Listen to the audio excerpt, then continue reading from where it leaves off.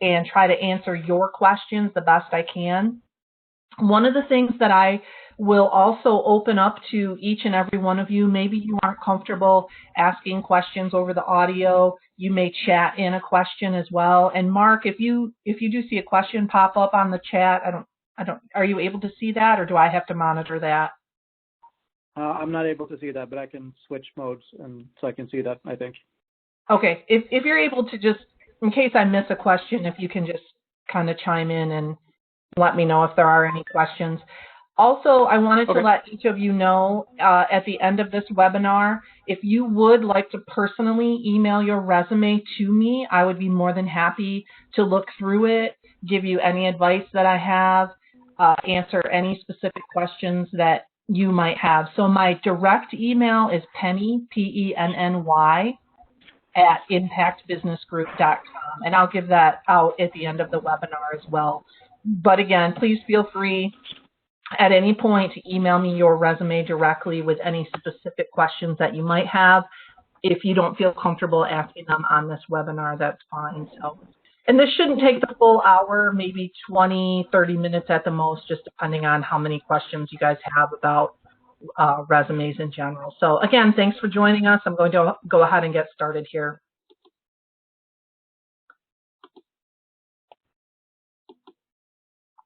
Okay, that's just a short agenda introduction. I kind of went through that. We're going to talk about what employers are looking for in a resume, things that you should not include, maybe some red flags to avoid. I think one of the main questions a lot of people have is, how do I format my resume? How many pages should I have for my resume? Okay, someone can't hear me? You're not able to get audio? Is everyone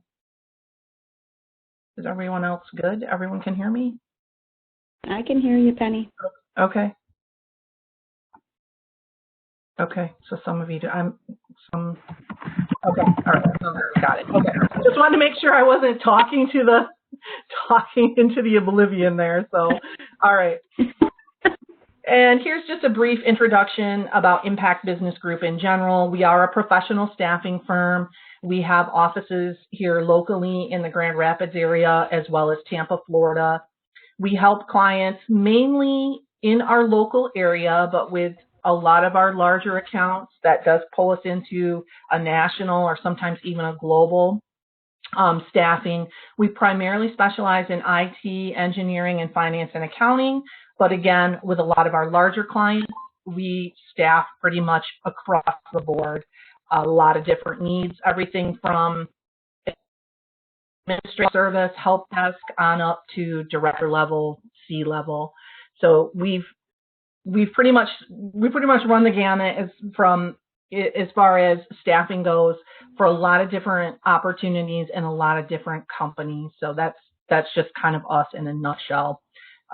Most of you probably know who we are. So here is just a little bit of information that we want to make sure you include in your resume, what employers are looking for in a resume. Obviously, they want to know how you align to the industry, the company culture. That's a little bit hard to ascertain from a resume, but hopefully we can give you some ideas on how to pinpoint that information. Another one of the major things that employers are looking for is a detailed understanding of what you have specifically accomplished. The other thing I added to this webinar that I think is very important, especially in this economy, past skills that may be transferable to a new role or to a new industry. So that's one of the things that I think a lot of people may question or may be hesitant about including in their resume. But I think that's important, again, especially in today's world, today's economy, past employers, past skills that are transferable. And I'll explain that in a little bit more detail here in a minute.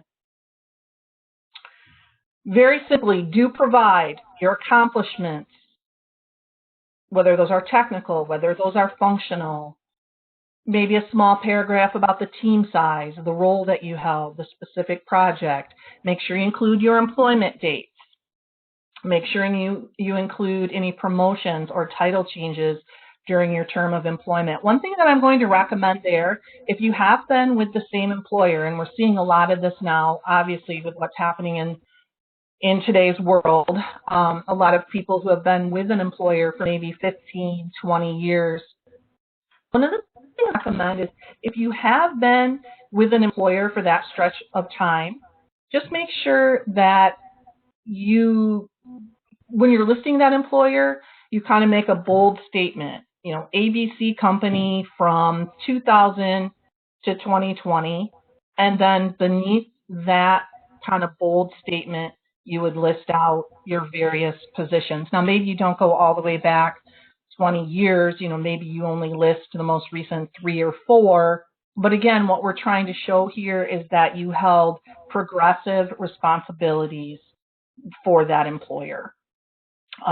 Dates for training, certifications, education. Now, I've seen this go both ways with education, and I don't think there's a particular one right way or one wrong way.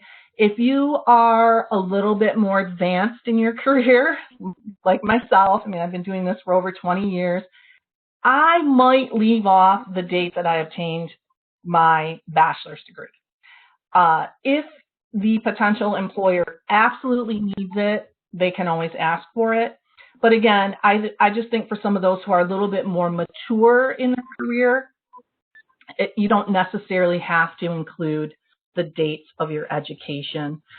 Maybe for a master's degree, I would probably still leave that information on there, but for a bachelor's degree that might have been obtained quite some time ago, I really think you could go either way. You could include it or you could leave it off. Penny, I'm sorry to interrupt you. I lost my visibility to what you're showing. Okay, you can no longer see my screen?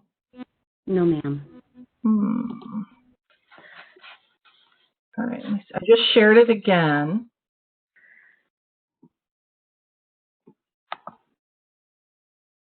Yeah, how this is marked also with iMPact. Could you try to just refresh your screen and see if that works?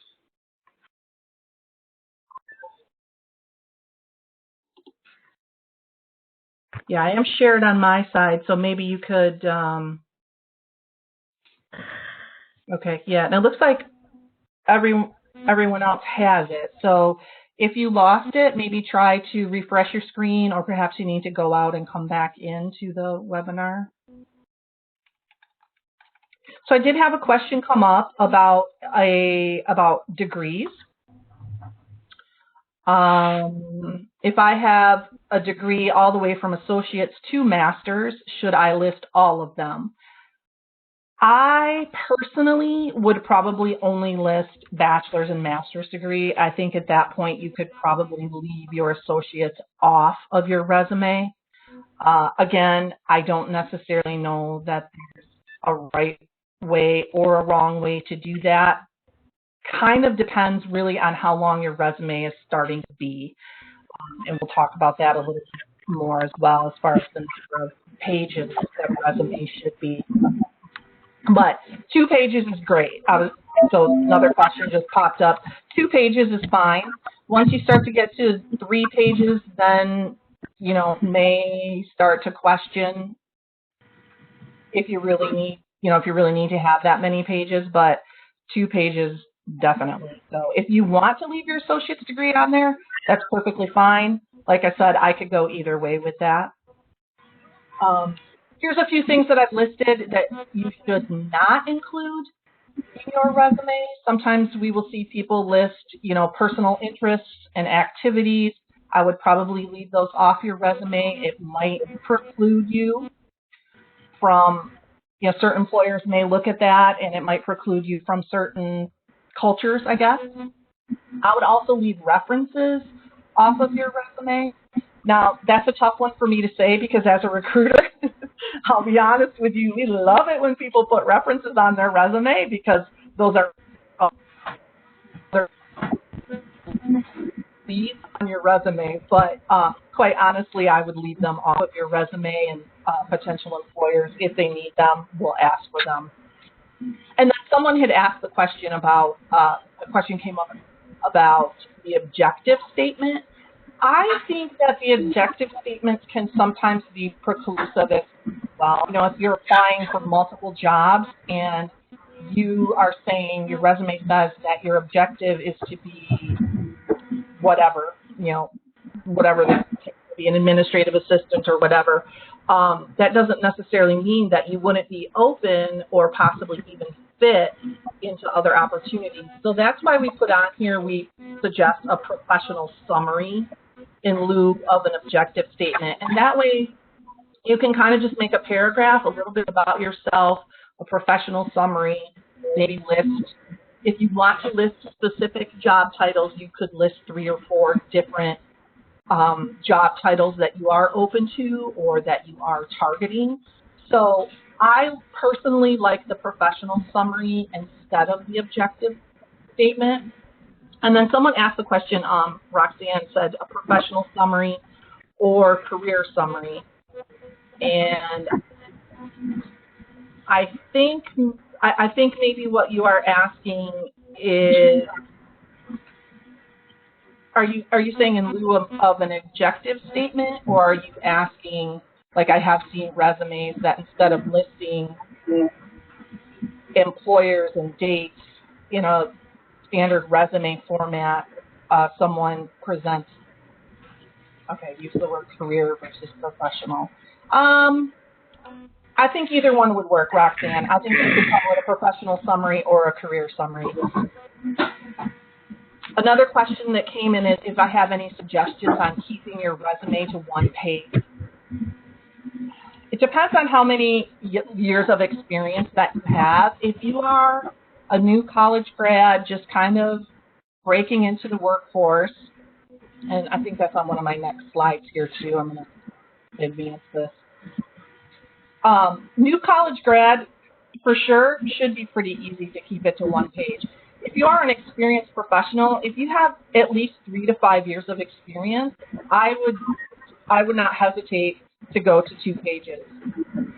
If you absolutely feel like you need to keep that down to 1 page, there's a really good format out there that I've seen used before where you would list most of your major accomplishments in a bulleted form. So maybe list your education and then a bulleted form of your major accomplishments, most recent projects, and then at the very bottom of your resume, kind of in a condensed version, you list your employers. So I've seen it done that way many times. Another question that came in is how long should the summary be? And I believe that's referring to the professional summary. Not more than a paragraph. And yes, I can show you some examples of the 1-page resume. I'll have to dig those up for you, but I can definitely get those. Do that. If most of the time, I wouldn't necessarily submit a cover letter with your resume unless it's a special employment application where they are specifically asking for a cover letter. And if you are doing a cover letter, just make sure you kind of keep it short. We kind of recommend 3 short paragraphs that, you know, thank you for reviewing my resume. I saw your job posting on Monster. Here's how I feel I align to the role. Maybe list a few bulleted points of how you feel you align to the role, and then make sure you do include your contact information on the cover letter. Here's how you can reach me. Another suggestion that I have for college grads, if you're just coming out of college and you don't necessarily have any practical experience, if you have any internships that are related to the industry, make sure that you list those. But one of the things that I recommend for new college grads is to make sure that you include, even if you have to, include that on a second page. Make sure you include any coursework or projects that are applicable to the job that you are applying for. So vocational training, internships, and again, the related classwork. Another question that came in for the cover letter. If a cover letter is required, who do I address that to? And most of the time, you probably see to whom it may concern, but I don't know, if I were specifically writing a cover letter, I don't know that I would even put a greeting in there. I would probably just put the date and then just go into, thank you for considering, or I am applying for job XYZ, or I saw your posting on Monster for a software developer. You don't necessarily have to put a greeting as in, dear so-and-so. And someone just put a suggestion that they've seen it or they title it to the hiring committee, so that's a good suggestion. Human resources, hiring committee, to whom it may concern, something like that. Yeah, those are good suggestions. Again, you could also leave it off and just conduct it in more of an email format, since more than likely you are emailing it anyway. On this next slide, we have a few red flags. Number one, of course, is spelling and grammatical errors. And I'm telling you guys, as a recruiter, I look at hundreds and hundreds and hundreds of resumes a week, sometimes in a day. It's so important to make sure that you have everything spelled correctly. And when we talk about grammatical errors, we're talking about make sure you and your and there and there and there to make sure you're using the proper tense and the proper grammar. And don't hesitate to have someone take a look at your resume, whether that's a friend or a recruiter, somebody you know who might be in HR. Like I said, send it to me. I'm more than happy to, look through the resume. And another question came in: is there a good spell check or utility other besides Microsoft Word? That's one. That's the one that probably most people use, is whatever spell check is available within the word processor that they're using, whether it's Word or Acrobat. That's okay, Ryan. I haven't heard of that one, but it's called Grammarly. Is that an app an application that? Okay, so Grammarly was suggested. I hadn't heard of that one, but I imagine it probably scans your resume for grammatical errors, I'm guessing. So there you go.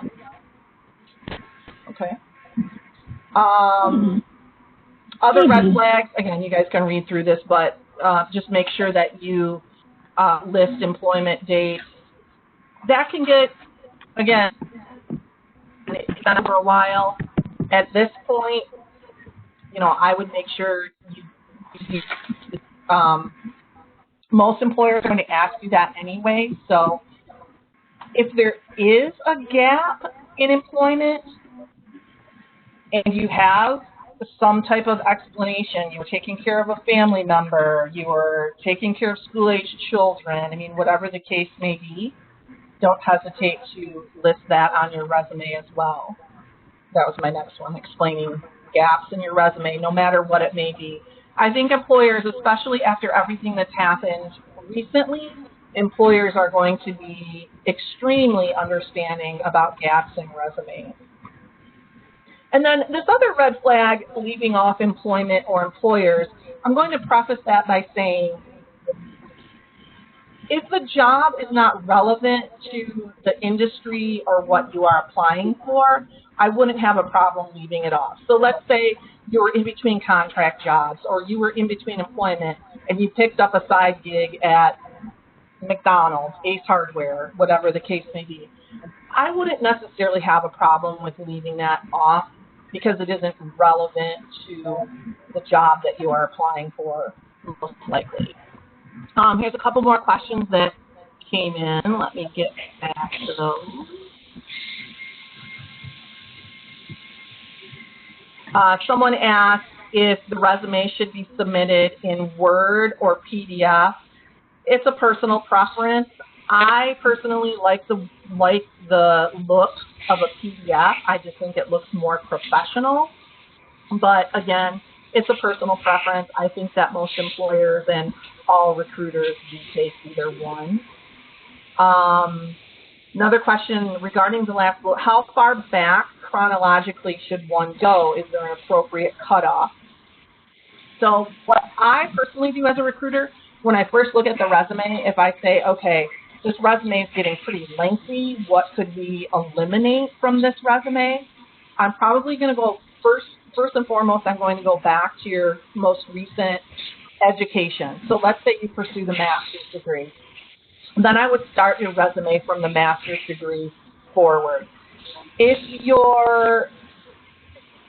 I think in general, most employers, most recruiters would want to see at least the past 5 to 8 years, maybe 10 at the most. And again, if your resume is getting to be 2 pages is fine. Once you start to go to 3 pages, then it kind of comes into question whether or not it's being too long. And there's probably some things that you can eliminate once we get to that 3-page. Best font, keep them simple. Really, keep the font simple. I see this a lot when people try to get way too fancy with their font. Keep it really simple to the basic ones that Word offers, like Arial, Calibre. There's a couple basic ones I think that Word would use. Don't try to do a fancy font because I think it just makes it harder for the individual reviewing your resume. It makes it harder for that person to read. And same with the cover letter. Just keep the font very simple, very basic. There's a question here. If there was a gap in employment because you finished a project and your position was eliminated, should this be added? Randy, are you asking if you should say that your position was eliminated? Hi. Hi, this is Randy. Yeah. Hi, Randy. What happened was we did a migration to another ERP system platform. Okay. And after we've been on it for a few months, they decided to eliminate my position. Okay. And I was out of employment for about 4 months. Okay. So that's easily explainable, but sometimes I will see people, after you list the employer and the dates of employment, maybe just under that in parentheses, I have seen, and I've done this myself after I've talked to a candidate to find out the reason, but there are some cases where I will list the reason. Position eliminated due to whatever that may be, whether it's downsizing employment. What we're going to see a lot of right now, position eliminated due to COVID. Don't hesitate to put that information on your resume if your position was eliminated for a specific cause.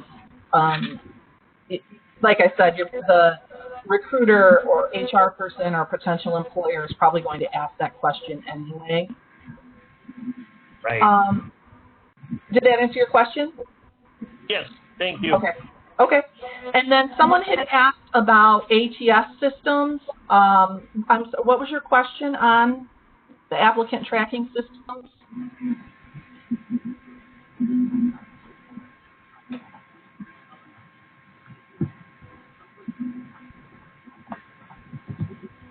I don't know if you're still, okay. Oh, a general overview of the applicant tracking systems. So what I can tell you about most of the applicant tracking systems out there and the way that HR people are using them, the way that recruiters are using them, they're trying to capitalize on keywords in your resume. So if you are applying for a job as a Tableau developer and you don't have Tableau listed on your resume, the ATS system, the recruiter, probably not going to pick it up.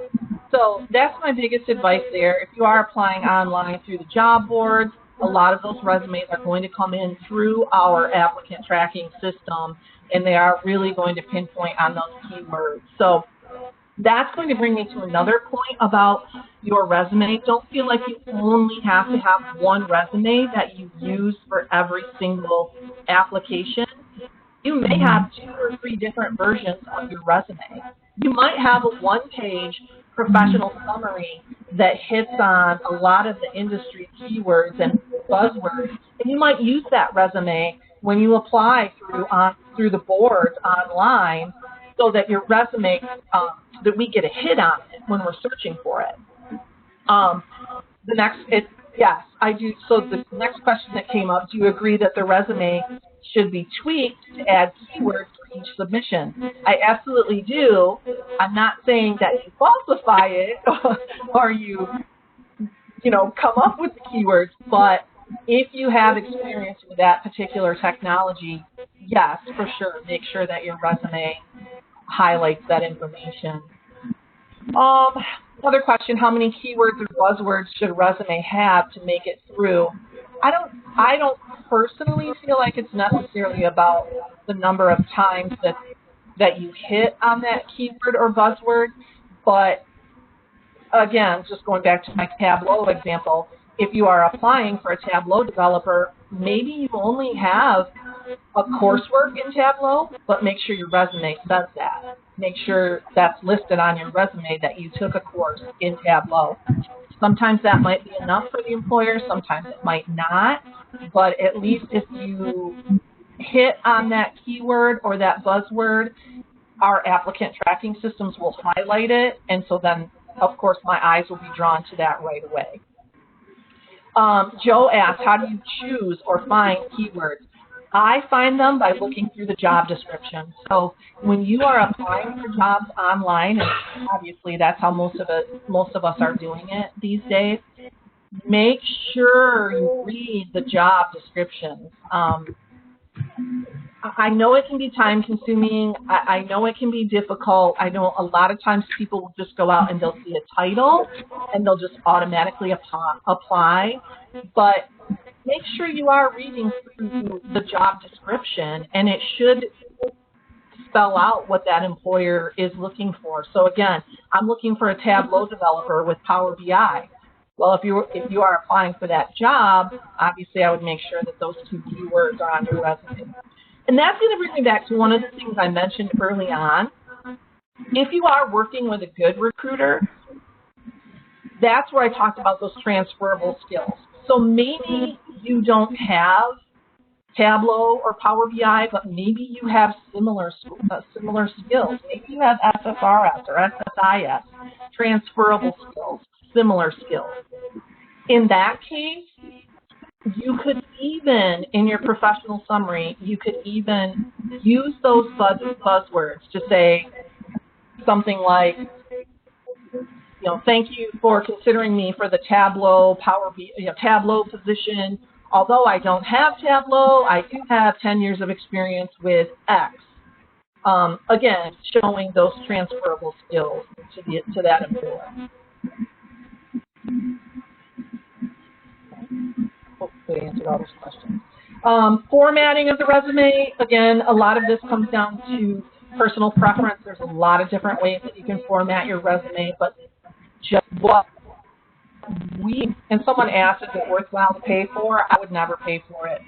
I would never pay for someone to format my resume or to put together my resume for me. I think that's a complete, well, I guess I won't go there. I won't say it's a complete waste of money, because I guess it could be worth your money. But I think there's enough information out there that you can do it on your own. You can Google different formats.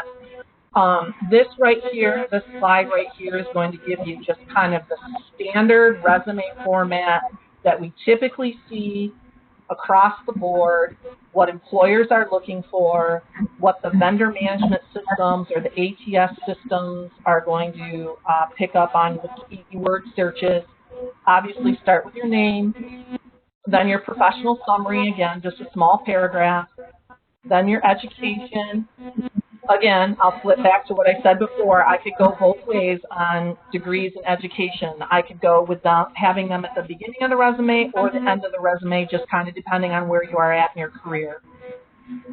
Computer skills, hardware, software, again, that's going to try to pick up on some of those keywords, those buzzwords, and then, of course, your chronological experience. Make sure you tell about your employer. Don't assume the reader knows. That's really just no more than one sentence. If you list Dematic as your employer, global manufacturer of conveyor systems, that's, it's really all you need to say. Your role, your title, and then 5 or 10 specific accomplishments in a bulleted form. Bulleted form of what your specific responsibilities are. And within that bullet, I like to talk about what I did and what particular tools and technologies I used. So every time you put together a bullet, try to think of those things.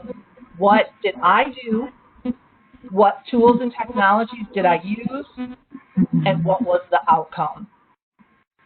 And again, it doesn't have to be, sounds like you're trying to put a lot of information in one bullet, but if you just kind of think through those 3 things as you put together the bullet, then you should be able to encapsulate your project and talk about your specific accomplishments.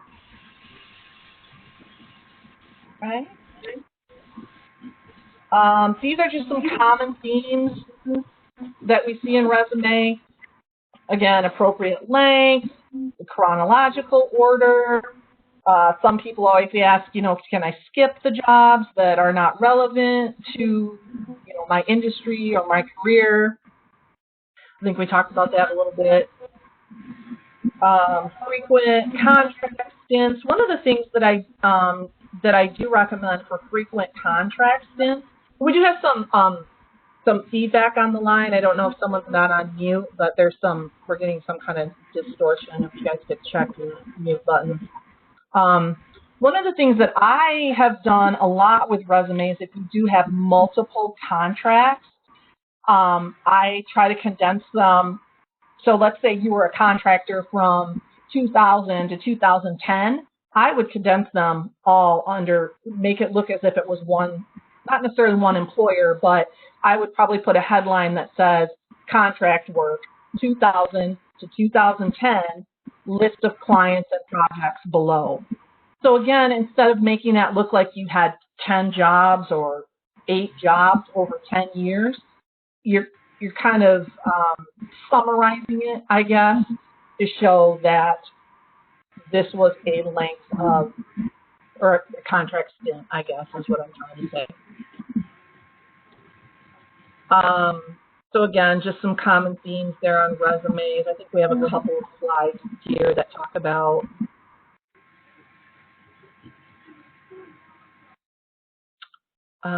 addressing resume gaps. I think we talked about that a little bit, that you can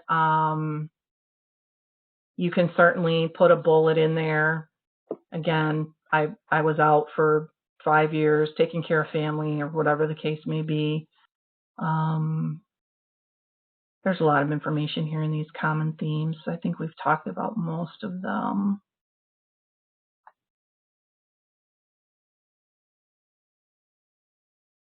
What other questions could I answer for anyone? I know we covered a lot of information. Like I said, for those of you who weren't on at the very beginning, feel free to email me personally. It's penny@impactbusinessgroup.com.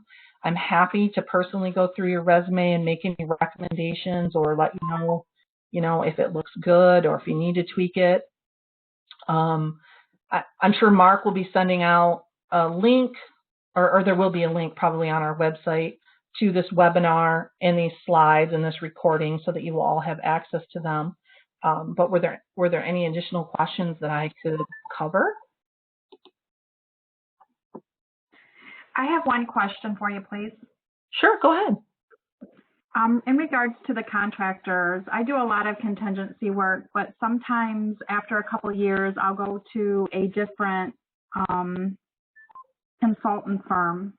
So with it being several different ones, say over a stretch of 10 or 15 years, how would you kind of lump that as one in there?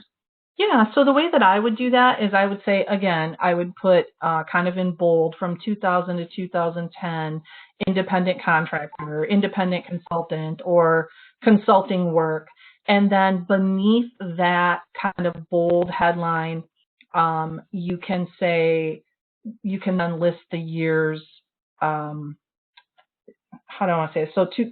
So 2000 to 2010, just say, I was a contractor, here's my various work or various contracts below. And then you can certainly list out each contract agency that you worked for, but that, again, is a personal choice. You don't necessarily need to. I think it's more important that you list the dates and the client, as long as you're able to give some of that can be confidential sometimes, but as long as you are able to list the client name, I think it's more important to list the dates, the client, and your title than to necessarily list the contract agency. Does that answer your question? It does, thank you. I just have one other question real quick, and that is, in regards to references, would you put the people that, if you were a consultant, would you put your agency contact person that you kind of work with, or would you put your hiring manager if you needed a reference, the ones that, know your work every day? Yeah, I would use the actual, your hiring manager or the person to whom you reported at the client. And I would keep that on a separate page. And then again, like I mentioned before, only provide that really if it's asked for. I wouldn't necessarily list that on your resume. But certainly I would, as long as that individual, that hiring manager or that supervisor okayed it for you to use his or her name, then I would definitely use that person, because quite honestly, we, the recruiters, we really can't speak to your day-to-day work because we're not there. So you really want to find someone who can speak to your day-to-day responsibilities. Another question came in about job hopping since moving 5 years ago, and how can I make that look okay? That's a good question. Was it as a contractor? Were they short, if they were short-term stints as a contractor, then again, you can kind of summarize that and lump it up like I talked about before. If they were direct hire positions, you can always list the little blurb that I talked about, reason for leaving, whether you were downsized, whether if these were outside of your industry and it was simply a job for having a job. Okay, so trying to find the right fit, never fired. Okay. Yeah, that does make it a little bit harder if it wasn't necessarily the right job for you and you left, and maybe there was a reason that you left. Maybe the next job was more money. You could list that. Left for higher pay, left for a better opportunity. Left for a better opportunity, that's always a kind of an easy, all-encompassing one. I don't know that a lot of employers are necessarily going to hold it against you for leaving a job, to find a better opportunity and try to better yourself. So that's one thing that you could use, left for a better opportunity. Another question, is it worth identifying hiring managers on LinkedIn and reaching out to them directly? If you are applying for direct hire opportunities with a corporation and you know who the hiring manager is and you are able to connect with that individual on LinkedIn, I don't necessarily know that would hurt you. Could go both ways. Some of them might not be open or perceptive to that, but if you keep it very professional and just simply maybe say, hey, Joe Smith, I applied for your production manager job, and here's why I think I'm a great fit, maybe just one or two sentences, it might get you a look. It might get you a double take. So again, as long as you keep it very professional, I don't think that it would necessarily hurt you. Crystal, is there a specific format you can recommend for resume parsers? So is that going back to applying online? Is that what you're asking about when you're applying through the job boards? Yes. Okay, when applying through the job boards. The most basic format when you are applying through the job boards is the one that I mentioned, or the one that I outlined previously in this webinar. Your name, your professional summary, your education, and then what we usually call like what we call that hardware software section is really a skills section. And that's, again, a good opportunity for you to summarize a lot of those keywords or buzzwords. And ultimately, that's what those online ATS systems or vendor management systems, again, they're trying to pick up on the keywords on your resume. And those are typically the resumes that are going to float to the top in most instances within those systems. So if you need more help on how to do that, let me know. Feel free to contact me, offline. Penny, yeah, go ahead. Do you help with the full-time job opportunity too, or only the contracting one? We do both. We do both permanent hire as well as contract. Yep, just depending on what the employer is looking for, but yes, we do both. Thank you. You're welcome. Someone else asked about jobscan.com. Is it worth paying for? I'm not familiar with that. I've never heard of JobScan.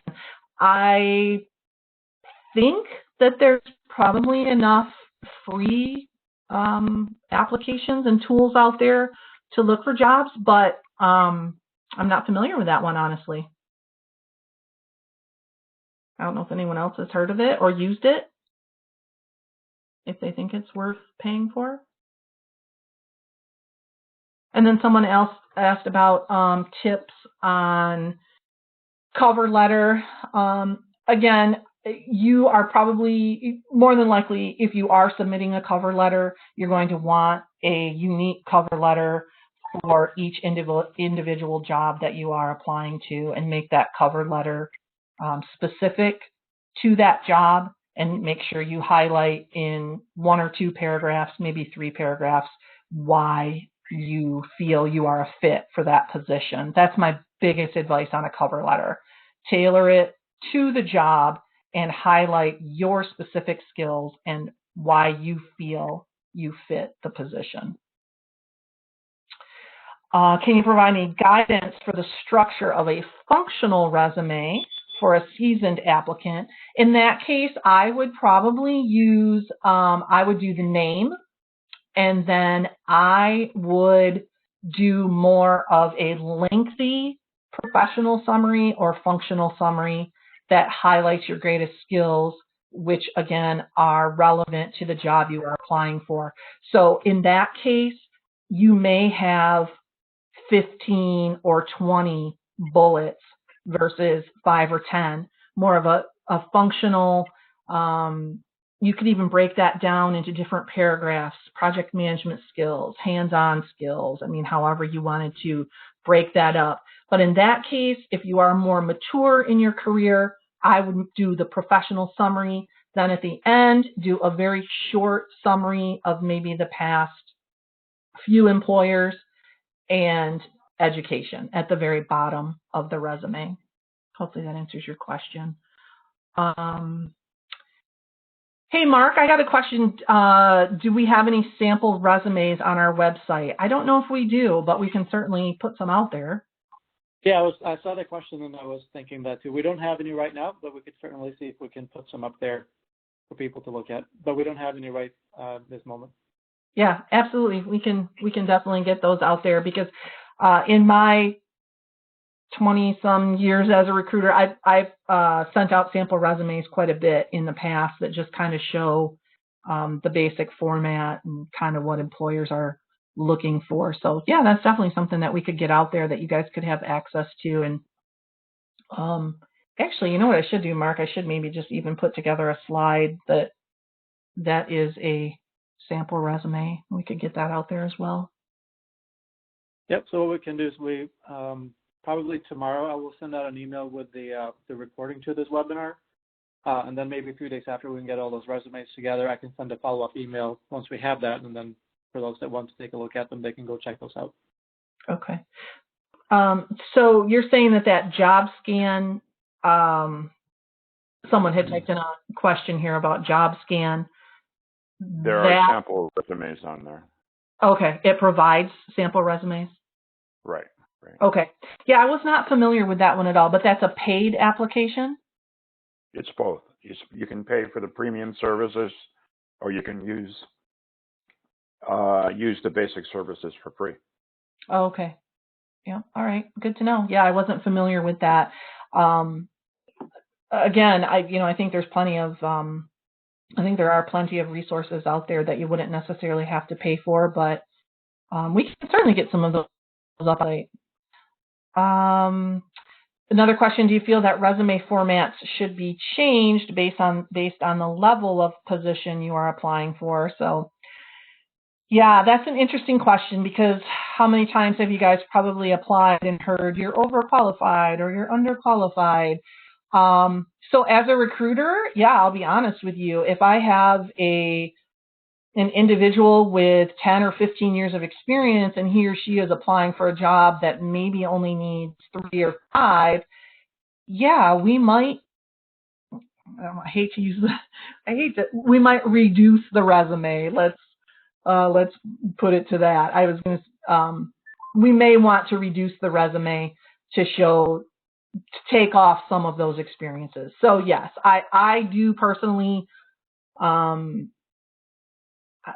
don't want to say almost every resume I send out, but a lot of the resumes that I send out, we do modify on our end to make sure they are the best fit for the job. And that is one of the services that we provide.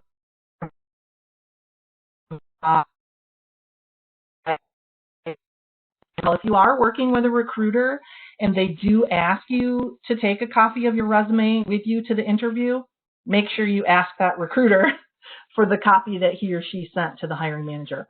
Because a lot of times when I'm on the phone with you and you're giving me really good information that might not be on your resume, I will probably update your resume and get that information on there. So that was one of the points I wanted to bring up, is make sure that you ask your recruiter for a copy of the resume. Mark, here's a question here on the website. Can you include functional resume format samples? So just don't let me forget that we're looking for both chronological and functional. Okay. Yep.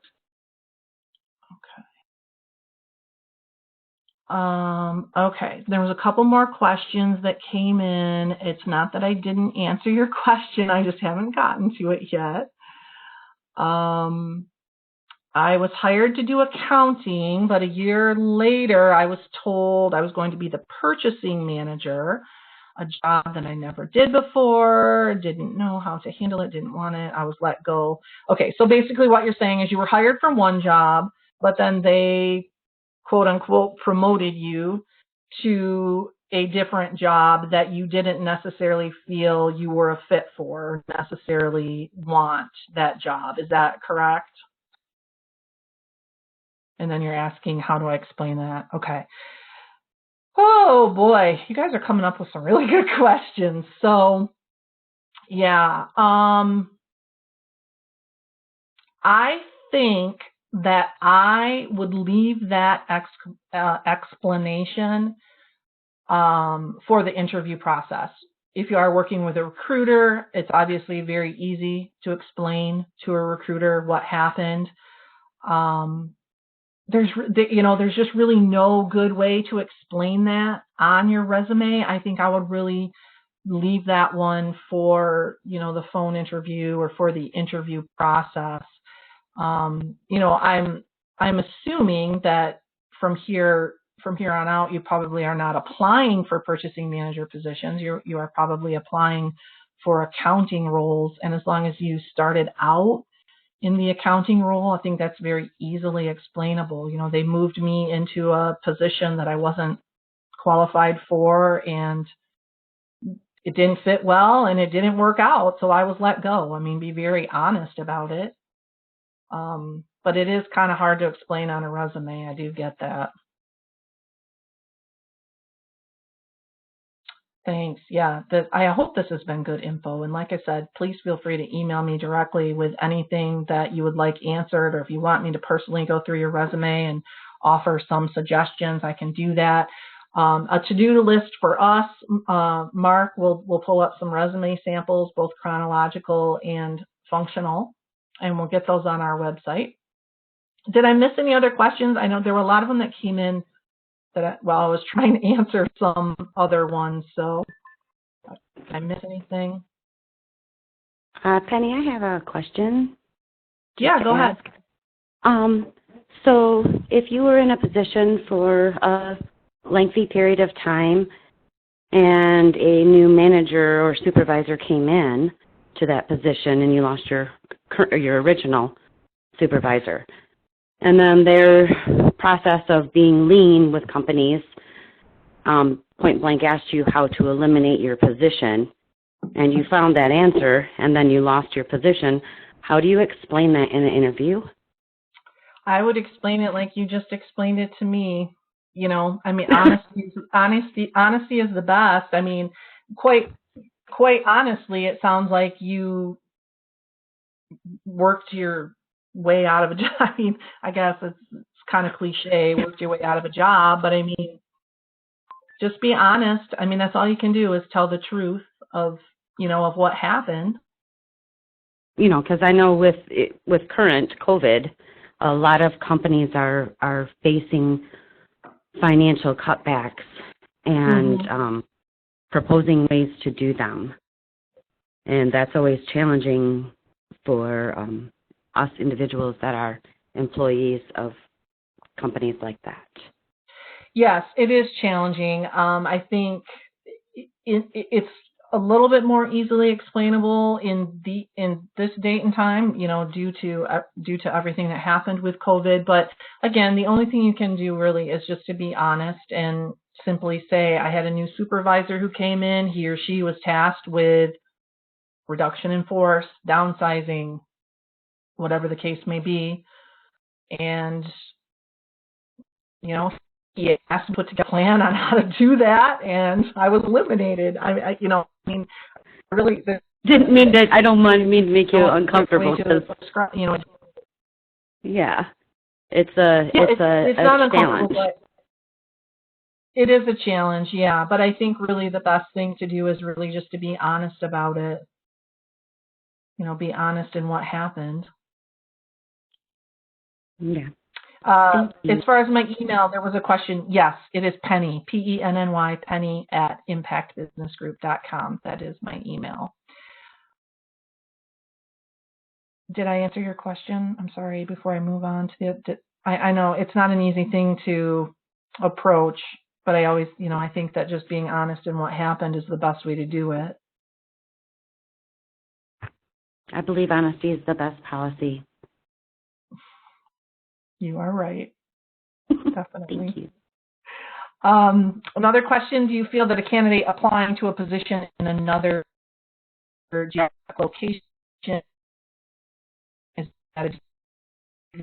and especially if you are applying for a direct hire position and you are willing to relocate to that area? I have also gone as far as putting on the resume and specifically saying willing to relocate to, or specifically saying targeting relocation to, or planning to move to. I wouldn't hesitate. Right underneath your name, if you are planning to relocate to a particular location, right under the individual's name. And I do that all the time as a recruiter. If I have candidates who are relocating in from another area, right underneath their name, I will say relocating to Kalamazoo, Michigan, relocating to Grand Rapids, Michigan. That person might not be relocating until they find a job, but if that is his or her plan, I put that right underneath the individual's name so that the hiring manager reviewing that resume can specifically see that that individual is open to relocation or planning to relocate. Do you recommend having an address on your resume? I could go either way on that. Quite honestly, I think I would just keep it to a name and an email address, a phone number if you are comfortable. But quite honestly, with all the issues in the world today with identity theft and everything else, I personally would leave my address off. I personally would probably leave my phone number off as well. I would just put my name and my email address. But again, with the phone number, that could go either way. Obviously, you want the employer to have a way to be able to reach you, right? I mean, if they wanted to call you for a quick chat or phone interview, you want them to be able to do that. So, but I could kind of go either way on that one. Someone asked, please advise whether to apply for the position through a recruiter or directly to an employer that are posted on multiple sites. So, okay, I think you can look at this a couple of different ways. With a recruiter, at least you have someone in your court, okay? You've got someone who has your back. You have someone to push for you, to vouch for you. We try. Okay, this isn't in all cases. We don't always have access to the hiring manager in all cases, but we do try. There are a lot of vendor management systems out there that don't allow us to have direct contact with the hiring managers, but like I said, we do try. So, like I said, I think there's advantages to each point. As a recruiter, if you are working with a good recruiter, like I said, that individual should have your best interest in mind. That individual should go to bat for you. I personally try to provide, and every recruiter should try to provide feedback on why, if you were passed over for a job, or if the hiring manager was not interested in your resume. I mean, I do always try to provide feedback to the candidate as to why. I don't always get that information from the hiring manager, but if I am able to get it, then I definitely share it.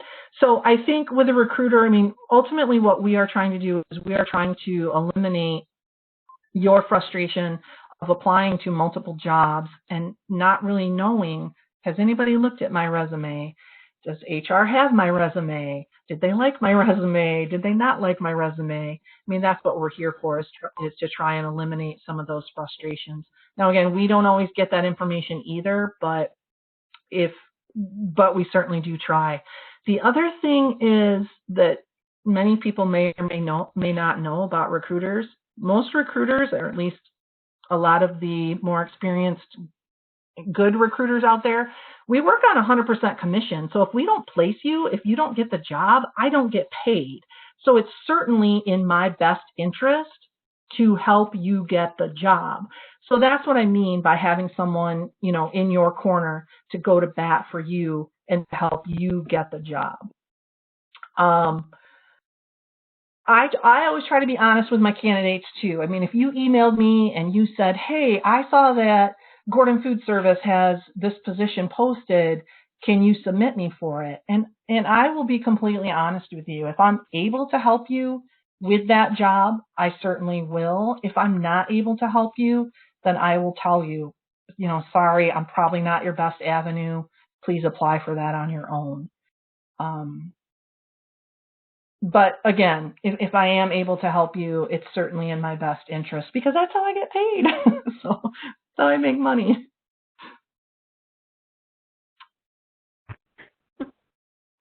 Any other questions? Wanted to know. So if we want you to look over our resume, just to clarify again, all we have to do is email you? Yeah, just send me an email with a copy of your resume.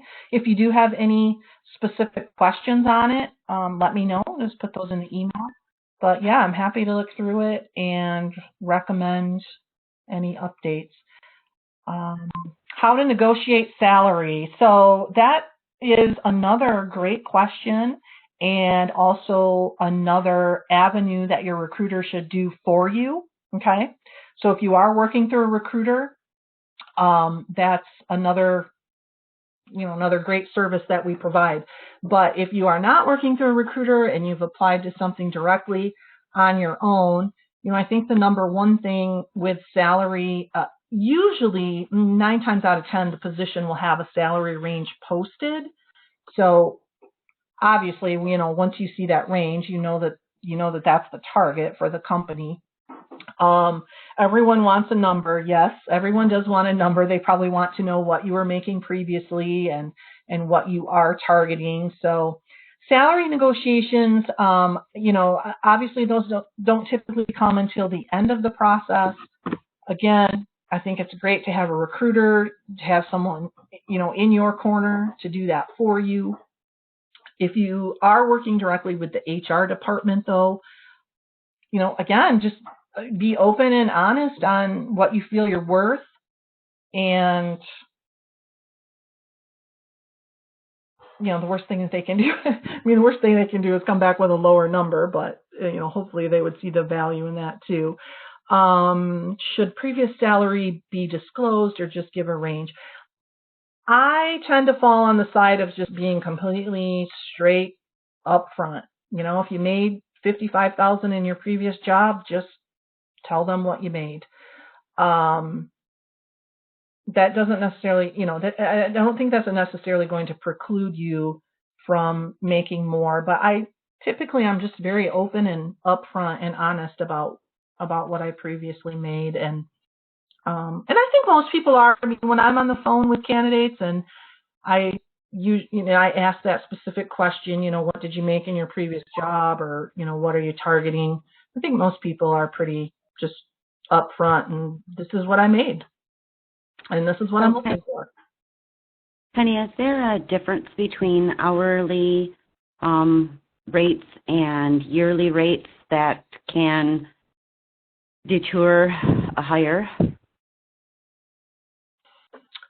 So normally when we talk about contract positions, you know, most of the time with contract roles, you are going to see an hourly W-2 rate versus a salary range. With a direct hire, though, they would usually state that as more of a salary range. In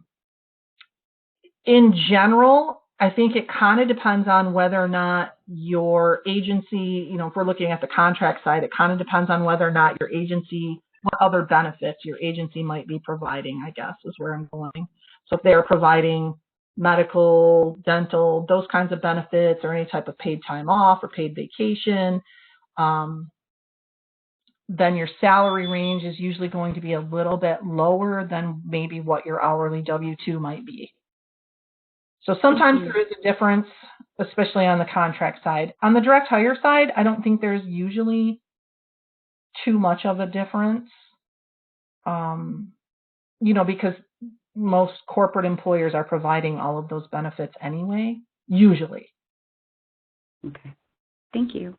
You're welcome. Okay. Any other questions?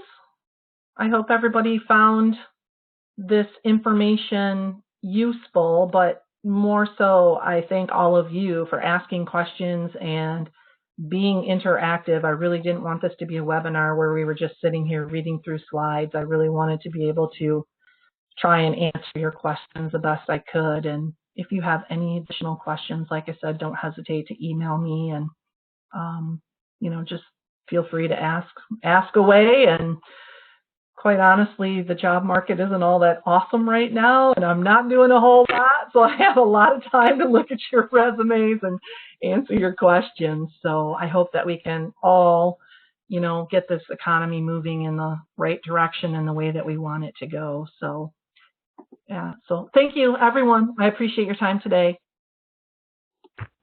Thank you. Have a good afternoon.